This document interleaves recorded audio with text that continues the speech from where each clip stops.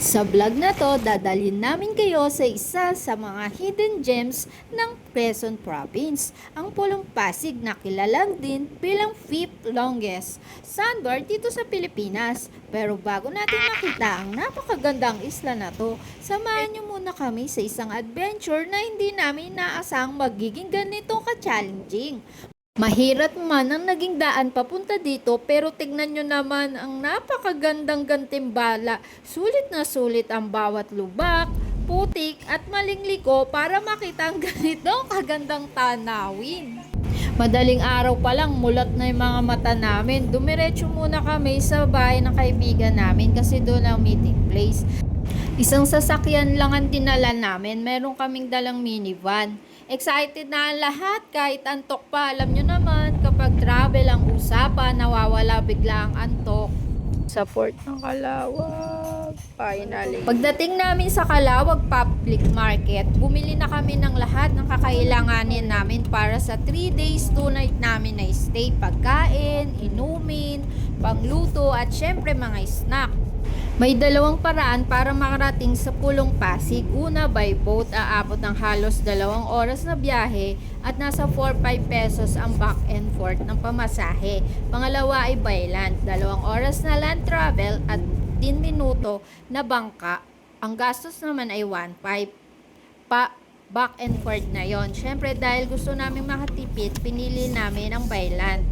At dito, nagsisimula ang aming tunay na adventure.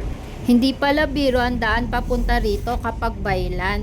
Pero kahit siguro tag-araw, masasabi kong mga 60% maayos ang daan at 40% ay rough road. Isa sa dapat tandaan, halos wala ng signal habang nasa biyahe. Kung pupunta kayo rito, siguraduhin naka-download na ang mapa bago umalis ng bayan. At dahil adventurous kami, naligaw kami. Narating kami sa isang makitid na tulay na hindi naman pala dapat naming daanan. Dito kasi kami dinaan ni Google Map. Ang sabi pa nga ng bangkero namin, kami raw yung kauna-unang one na nakapasok doon. Sa isip-isip namin, achievement ba yun o warning? Pero kami, walang nagreklamo, chill lang ang lahat. Ganun talaga kapag masaya ang mga kasama mo, kahit mali na ang daan, tama pa rin ang adventure. Grabe, akala namin tapos na ang challenge, hindi pa pala. Pagdating namin sa pick-up point ng bangka, inabutan kami ng low tide. Inang kargador. Oh my God. Kaya yung bangka mula doon papunta dito na lang kami sasakay kasi ito na yung medyo talim na part na kaya ng bangka. So, doon kami sa island ngayon. Hoy! Hoy, yung bag mo! Ano ba? Yung cellphone mo. Waterproof ba yan? Hindi. Yun mamaya. Negro na.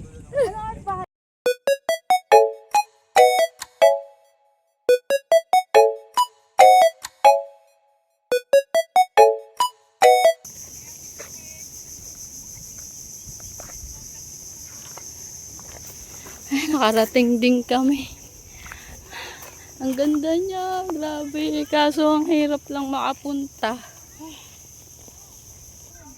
Saan tayo pupwesto? Ano muna kasi yung lamesa nang hiram na ako. Hanggang ilan ng kasya doon, kuya? Dito po ay marami kahit hanggang 20. Yung isa 15 packs din yun. Ito naman ito. Mura pala. 1K? 1K, overnight. Yun daw. Pero, magsisikip naman ho kayo dyan. Kung 6 man kayo, parang 2 lang ang pwede doon sa loob matulog, tapos balko na. Yung capacity lang, pero pag yung tutulog sila lahat, hindi. Di kasya.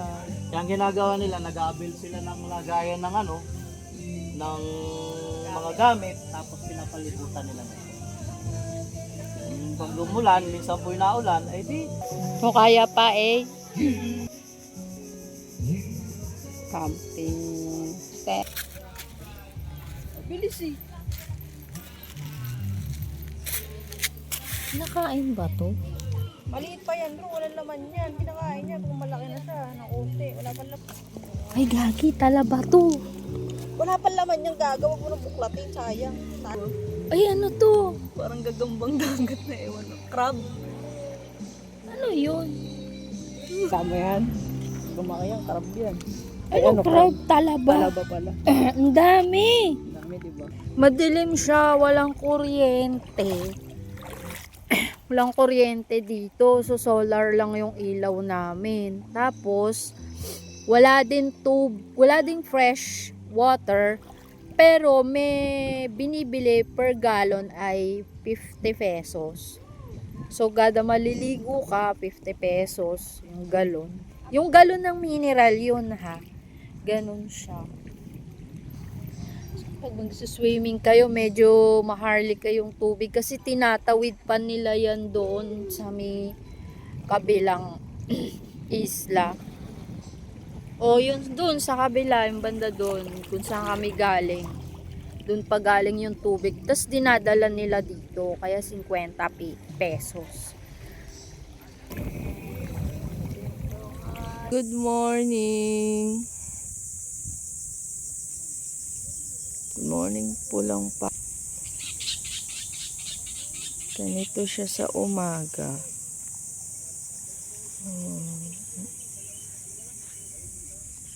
Alam niyo, ang daming talaba dito. Hopak, yung tita mo ayaw patalo. Kailangan may shot din siya ng paggising eh. Oh, good morning. Na parang hindi siya yung nag-set up ng camera na yan. Tapos syempre pagka ano yan eh, bubuksan pa niya yan no. Para may POV siya oh. Na na na na na na na na na. Ay, tanya. Anil ba dun oh? Oh. Sobrang ganda nga naman. Bar mula dito hanggang doon. Pero kasi ngayon, hindi siya gaanon kita yung nasa dulo. Pero ayan siya, oh. Yung may bangka na yun, sandbar pa rin yun. Pero yung itong gitna ay nalubog sa tubig. Pero pagka full moon siya, pwede siyang lakarin. Pero pagka ganitong mga araw, kailangan bangkain siya hanggang doon. Mamayang alas 3 pupunta kami doon sa sandbar niya. Pero ito ay pwede naman siyang lakarin. Grabe. 7 AM pa lang, pero parang alas 9 na napakainit. Papaligo ka na talaga.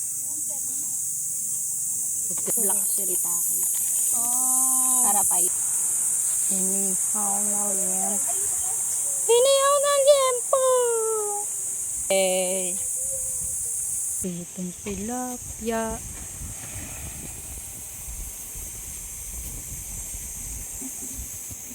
Matapos namin magluto, alam nyo na, iba talaga ang lasa ng pagkain, no? Kapag kinakain sa tabi ng dagat. Simple lang yung menu, pero solid ang samaan, eh. Bandang hapon na to, oras na para punta ng pinakaabangan naming destination. Alam nyo, sa totoo lang, hanggang ngayon di ko pa rin alam kung travel vlog ba ito o obstacle course. Pero isang bagay lang sigurado, kung maganda ang lugar at solid ang mga kasama, kahit gaano kahirap ang biyahe, nagiging party lang ito ng adventure.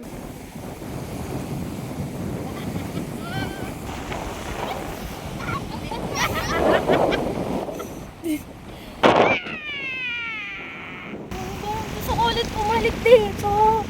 Pero grabe yung daan. Medyo hindi lang okay yung sa daan niya. Pero tong isla na ito, napakaganda. Yun nga lang, yung tubig niya, wala kasing fresh water dito sa island.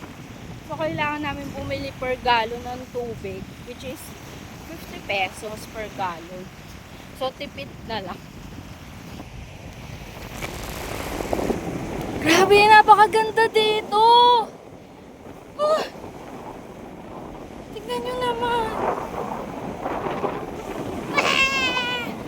kami kasi Pinapasukan nyo, hindi kayo bumalik para... Hindi na makaka... Hindi talaga kung kayo nagalit sa tinigiman na...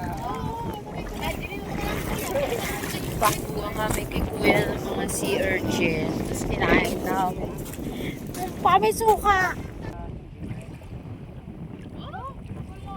nasayad na ako dun sa posto sa gilid. Nagulat sila, ba't may sasakyan? Mukhawa yung gulong ko sa sasakyan. Di ba ilang beses sumagal? Daming sea creature.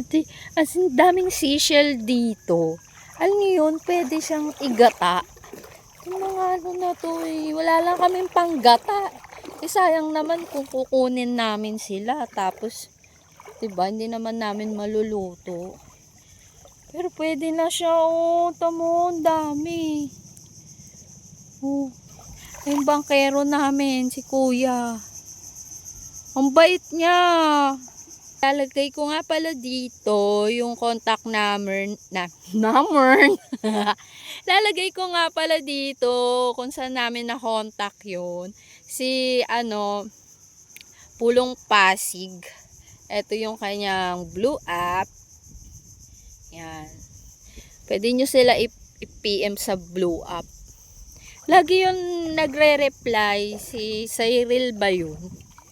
Yung na yun. Yung contact namin.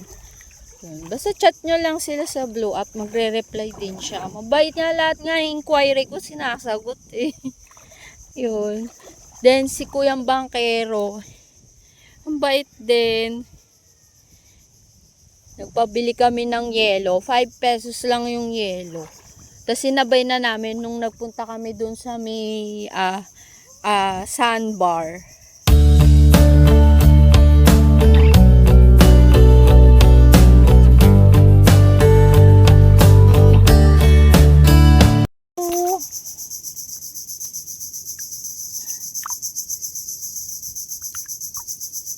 Dami palang nakakain dito, no? Siyempre.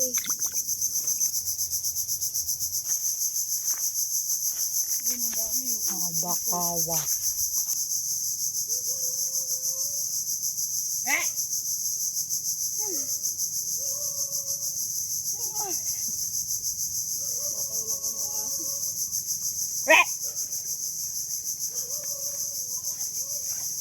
Ano?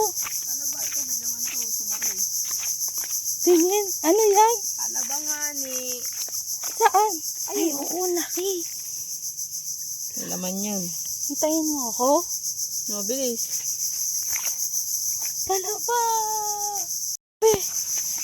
Oh, ang dami! Ay, dala kami suka. Ayun, nakita mo yun ah. Nakita mo yan? Naputang yun, sumarang na naman. Fresh from the sea. Oh! Gusto mo? Hindi na. Ay, Sarap to, sinusukaan.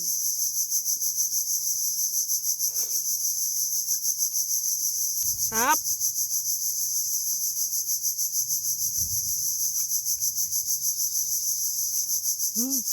wala na. Dog. Hello. Hello. Blackie. Hello. Ay. Galit siya.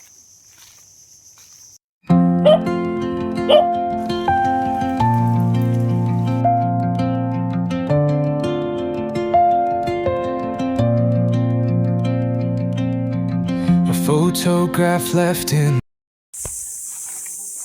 Doggy, nakain namin yung mga doggy dito, mga island dogs.